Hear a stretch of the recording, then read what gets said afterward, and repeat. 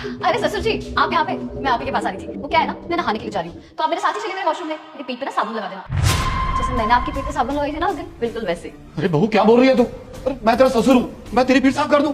क्यों ससुर जी, मैं आपकी बहू तो फिर क्या हो गया? मैंने भी तो आपकी पीठ पे साबुन लगाई थी। आप मेरी पीठ पे साबुन लगा दोगे तो क्या ही हो जाएगा?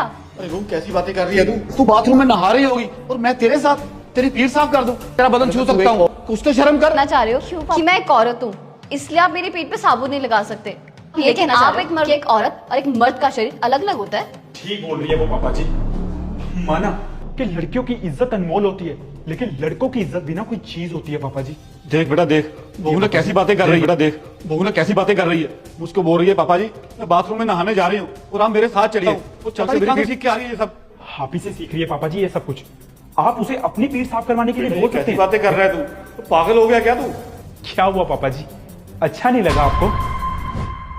अरे बहू, अरे बहू।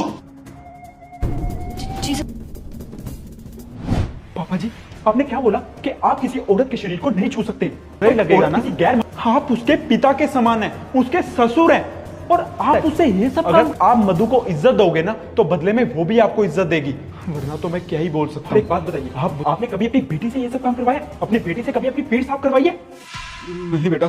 तो फिर आपने मधु को कैसे बोल दिया ये सब करने के लिए?